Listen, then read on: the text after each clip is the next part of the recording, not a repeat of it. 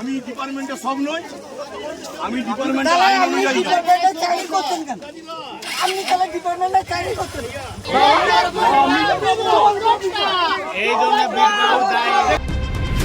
রক্ষকই ভক্ষক। বন দপ্তরের এক অফিসারের মদতে জঙ্গলের বহু মূল্যবান গাছ কেটে অবৈধভাবে রাস্তা নির্মাণের অভিযোগ একটি বেসরকারি স্কুলের বিরুদ্ধে।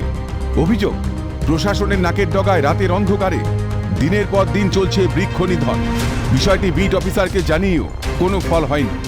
ধৈর্যের বাঁধ ভাঙতেই শুক্রবার সকালে বিষ্ণুপুরের চৌকান সংলগ্ন এলাকায় ওই বিট অফিসারকে ঘিরে বিক্ষোভ গ্রামবাসীদের। উঠল চোর চোর স্লোগান। পরে অবস্থা বেগতিক দেখে ঘটনাস্থল ছেড়ে পালান বিট অফিসার। ফরেস্ট ডিপার্টমেন্ট বিডিওবাবুকে বলা হয়েছে কয়েকদিন আগে, কিন্তু উনি কোনো স্টেপ নেয়নি।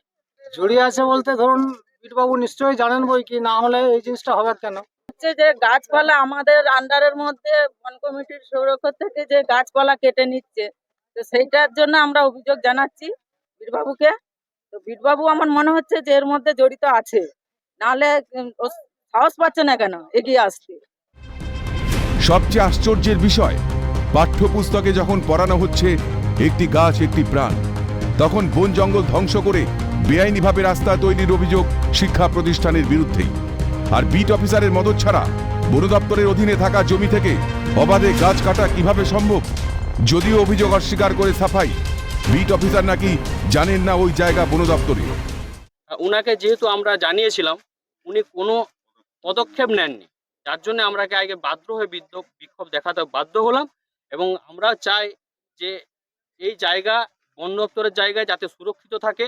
যেহেতু জানানো হয়েছে, উনি কোনো স্টেপ নেননি, এর মধ্যে তো কিছু একটা সন্দেহ থেকেই যেতেই পারে। এইটা তো আমি তো জানি না যে ফরেস্টের জায়গা বলে, বন দপ্তরের নেগলিজেন্সি বলে তো হবে না। আজকে কালকে কমিটির লোককে ডেকেছি, এর আগে অনেকবার বলা হয়েছে। না, এর আগে অনেকবার বলা হয়েছে, কিন্তু কেউ দলবদ্ধভাবে কেউ আসে।